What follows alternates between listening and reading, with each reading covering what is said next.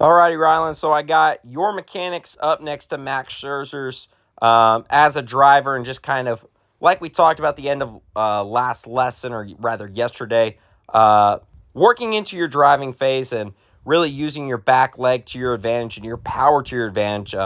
As we talked about, that's kind of why at the end I kind of called an audible and wanted to see what you could do as a driver, and I felt like that was probably the best means necessary for you.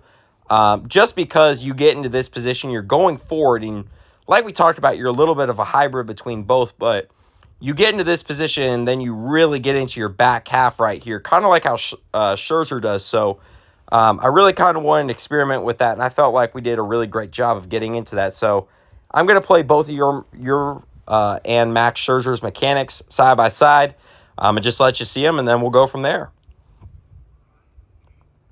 So one thing you do really well, and we talked about last night, when we get into this hip right here, right, you do a fantastic job hinging, right? You have the exact motion that we're looking for, where instead of having to hinge the back here, right, this back here, you're able to bring your hip around like this, which is getting us into a position where now we could drive down the mound, which you do a fantastic job of right here, right? Very similar angle to how Scherzer is. Like we talked about with this foot being down, and kind of like how Scherzer's is, that's helping him stay in line, right? Especially because think about it like this. If my foot's right here, right, I am going to land a little bit closed off, because if we think about it in terms of just the anatomy of the human body, right, if my foot is flat like this, I'm going to want to put it down when it feels like it should, which is right here, right?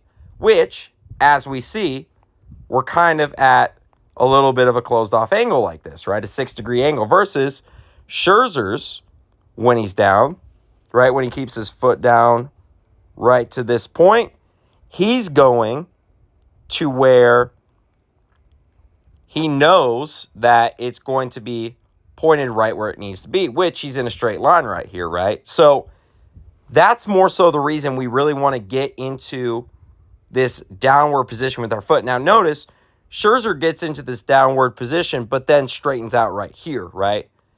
Because he's done it so frequently, and he knows that's what his foot's going to do. So with that being said, the reason why I want you to continue to keep your foot down, and I think and I hope that you kind of noticed that yesterday, is when we kept our foot down a little bit more, it helped us to kind of work into our hips just a little bit more. I know that probably doesn't make sense to you in terms of how your foot relates to your hip, but that's kind of the strange part about pitching, is every single part of our body, really, like we talked about yesterday, is a chain. So one thing can really help us get into the right positioning. So that's kind of why I want you to get into that position, because I feel like that may help you to land just straight on with this white line right here, right? So we get to a really good point in our lower half, and I think you actually have a really great lower half. I honestly think that we can get even further with your reach of your front foot. I really think we can honestly land like right here with your front foot. I think we could get a lot further out, because when we get to this point, you kind of get to a point where you're really driving really well, and then you kind of stop yourself right here. Notice versus Scherzer, he just goes the whole way down in an explosive manner, versus you get into this really explosive position right here, and then you kind of hold off and stop yourself, which is allowing you to land right here, which in turn I think may also help you to get, number one, further down the mound, but also number two, get in more of a straight line, right? Because with you stopping yourself right here, that's immediately telling your brain, hey, I got to put my foot down, right? So that's kind of another byproduct with that. So when we get to this point, right, really great leg, front leg, back leg. I love how it straightens up. The thing that I want you to keep doing, though, and what I want to work on, is instead of working around our hip, I really want you to work up and over your hip, which is also going to help you to finish down, right? If we look at Scherzer, whenever he finishes, he's in this position right here, versus you, Ryland, are in kind of more like an upward position like that, right? Which, number one, is going to help you to throw harder because you're getting more out front of your body. But number two, that's also going to allow you to reach out further, which is also going to give some perpetual velocity to your fastball. And we'll kind of go over that next lesson as well and kind of go over what perpetual velocity is. So with that being said, we kind of broke down your bottom half, and we talked about that we really need to continue to work to get in a straight line rather than closing ourselves off so that we don't fail our front side open, right? Which is what we're about to get into. But also, we need to really work over our front knee and kind of scorpion it like this.